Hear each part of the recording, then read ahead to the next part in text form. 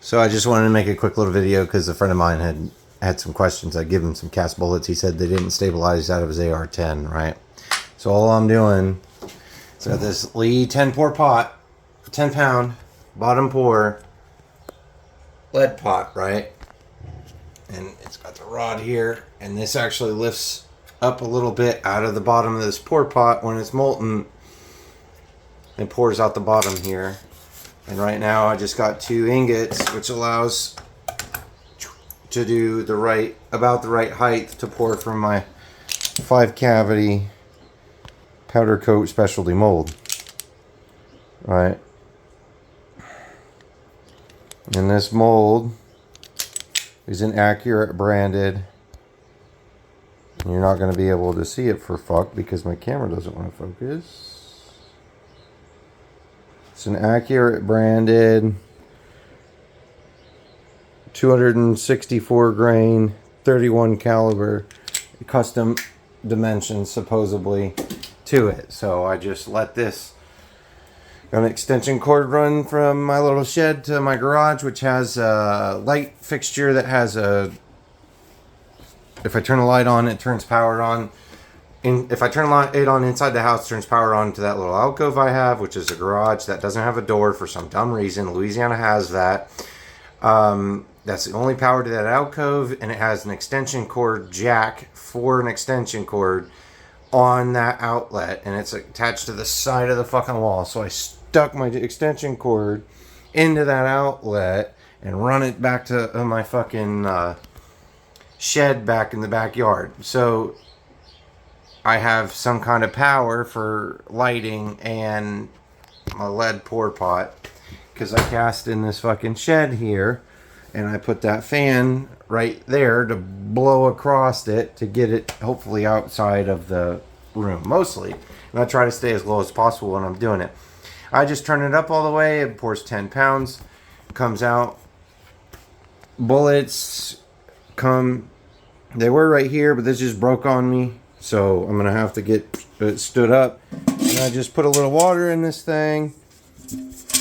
Got this from Lowe's locally. Put a little water in that, and then I could put that on like that 5-gallon bucket or something, and go straight from there, straight into the water bucket, from the water bucket onto a towel. And you could just lay the towel out here onto the towel, roll the bullets on the towel to try to dry them off, and then let them sit for a while. You know, eat whatever you want them to do, because it ain't a short process.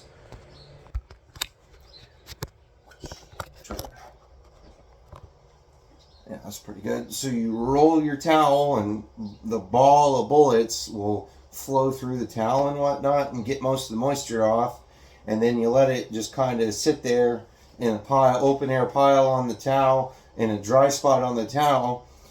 And you can run a fan across it if you want, like that little fan. Run that across the done bullets.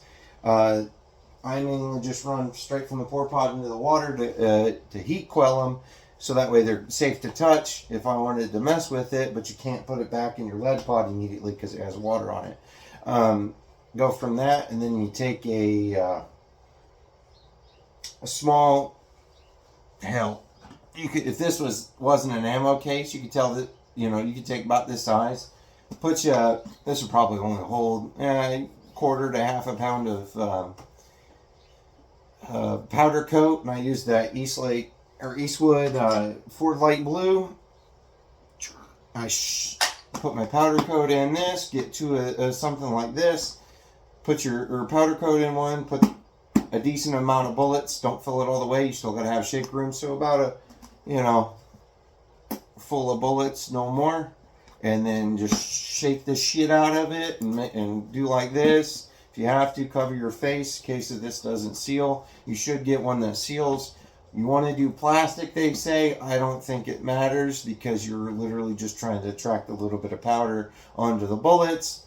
But they say that electrostatic current in this will help coat them. I don't have a problem with that. But you take them from here, you take them onto your little cheap Walmart Black & Decker toaster oven fry pod thing. Yeah. Over the other one, so you'll lay it on top of your Tupperware or whatever fucking container you're using. And the one that's full with bullets, you just pour it across here. Shake just a little bit to get any stupid a lot of excess. Make sure you don't do too many to where they're stacking on top of each other, because you'll have them stick together like so. Alright? So if you got them stuck and they're so thick because you didn't shake the paint will flow. So yeah, see there? That just broke apart with my hands just going like that. So now I can use those 4. But you'll get them so stuck that they'll actually, like this, that streak, it's hard to point. That streak there will actually eat some of the lead inside because the powder coat's adhered to it so much. But yeah, you stick it on your fry basket, stick the fry basket in the toaster oven, and you have to have a thermometer in that fry basket of sorts, an oven thermometer, whatever. I prefer analog, you do digital. It don't matter as long as it'll read temperature and read it accurately, right? Accurately enough. You don't gotta get perfect. What you're looking for, and I made videos of this before, what you're looking for, and I'm gonna make this video as quick as possible, you're looking for this shine, going from like a powdered matte finish to it to be semi-shiny. And then you're going to take that fry basket and you're going to take it with hot mitts and you're going to dunk it in a water source to immediately cool it so it's safe to handle again. And then you'll get them. So I just take them to the tub with it full, like so, and I just underneath the water. And then I'll make sure I don't have my hot mitts on anymore, because there's no need, because I done heat quenched it with cool water. It don't have to be cool. It just, you want to be able to touch it. And you take your bullets that are now fused to the fry basket, you tip it upside down and you drop it onto the concrete or whatever as lightly as you want, or just bap the back of it enough times to where they all come out best you can. And take your bullets. They're not going to look fucking pretty. You'll have a few pretty ones, but they won't be looking pretty. See, this one wasn't really even stuck to much, and it's not going to focus for fuck all. And you still have some of the marks of the fry basket, because every time you do that, your powder coat in that fry basket, you see how thick them wires are? They didn't start off that thick. And then you go off to the corner here, and they're thin. But then you go to the center and see how much more goop is on it. Yeah, because every time you do that, your powder coat in that basket will always be that color then, unless if you use a different color. But yeah, you'll bap them off the fucking fry basket, and then I've got this Lee 308, because I'm shooting the G3. Lee 308 fucking size kit, the pusher size kit. Take the base, put it on the pin, push it up, push it in there, and size it. Now that's making sure that the biggest size is 308 inches, so that way it doesn't make your brass too much bigger. And if there's lead spots on the bullet, that's not that big of a deal to me. I haven't found any stupid negative things that'll stop it from functioning. This mold is supposed to be 264 or whatever grains, right? And I've got old letterpress that I bought off of eBay. I buy my lead off of fucking eBay. Old letterpress from the old Gutenberg style presses, right? So, bam, random bullet. Just to show you my scale, bam, zeroed out, right? Let's see if this will work. 248.3. So I'm lacking a couple of, grains of fucking weight there. But I shot it 10 grains under whatever primer I could get at the time. And, I'm not responsible for anybody's data. This is not published data. This is my data. I ain't paying for nobody else's bullshit. My life is my own to risk as I see fit. So, 10 grains with this of tight group, seated too long, was grabbing the bullet tip and making it hard to extract. So I got to shorten them, because these bullets are fairly long, right? I mean, boom, a whole fingertip longer, you know, a fingertip and a half, and I've got short, fat fingers, but still, it's good 1.75 inches probably, or inch, more than 1.5 inches. But anyways, 10 grains of tight group under a pistol primer or on a 308 Winchester out of a G3 with 18-inch barrel was getting me like 1,200 feet a second, 1180 or so. So, and they were cycling unsuppressed with a 70-degree locking piece in my G3. So I've got to refine this some more, but this adds a lot more push on the shoulder on that load, and it cycled it unsuppressed. So I've got to knock it down and see if it's if it's doing more. But that's how I powder coat. Pretty much just shake and bake, right? And then you just get it to be about 350, 400 degrees, just long enough that it starts flowing the paint around the bullet, and then you fucking quench it with water again so that way you maintain your hardness. With this, you can kind of hear that ring with it. When you drop it, it rings a little bit, and of course I'm doing it on steel, but still. And you see, with this mold though, I'm getting a lot of defects. See all that? Holes and stuff. But I'm still weighing that bullet, if it will, my scale didn't just shut off. That bullet weighs 247.3 grains. Like, it's within acceptable margins of accuracy for me, because I'm only trying to reach 200 yards.